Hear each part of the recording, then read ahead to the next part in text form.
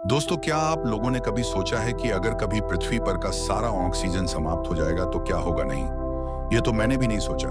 तो चलिए आज साथ साथ जानते हैं कि पृथ्वी पर का सारा ऑक्सीजन समाप्त होने पर क्या होगा।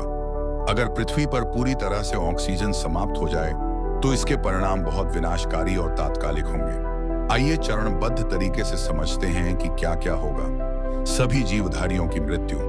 इंसान, जानवर और अधिकतर जीव जंतु जो सांस लेते हैं वे कुछ मिनटों में मर जाएंगे, क्योंकि शरीर को जीवित रहने के लिए ऑक्सीजन जरूरी है। मस्तिष्क कुछ ही मिनटों में काम करना बंद कर देगा। आग जलनी बंद हो जाएगी।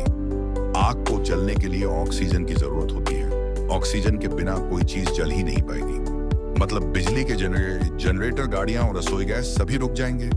इमारतें और ढांचे गिर सकते हैं। बहुत सी इमारतों और ढांचों में जो स्टील होता है वह ऑक्सीजन के साथ मिलकर मजबूत ऑक्साइड परत बनाता है।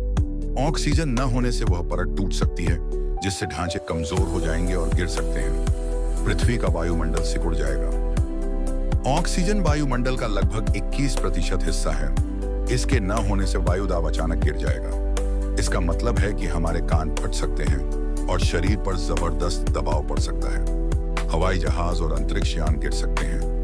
वायुमंडल के घटते दबाव और इंजन में ऑक्सीजन की कमी से सभी हवाई जहाज तुरंत गिर सकते हैं। समुद्र का पानी वाष्प बन सकता है। ऑक्सीजन न होने पर H2O की संरचना भी बदल सकती है। इससे पानी तेजी से वाष्प बनकर उड़ सकता है। पृथ्वी की सतह का रंग बदल जाएगा। ऑक्सीजन के कारण बहुत से तत्वों और चट्टानों का रंग बनता है। जैसे मिट्टी का लाल रंग आयरन ऑक्साइड से आता है। ऑक्सीजन हटने पर सतह का रंग धूसर और बेरंग हो जाएगा। पृथ्वी से ऑक्सीजन पूरी तरह खत्म हो जाना मानवता और जीवन के लिए सर्वनाश की तरह होगा। यह एक ऐसा संकट है जिससे कोई भी जीवन बच नहीं पाएगा।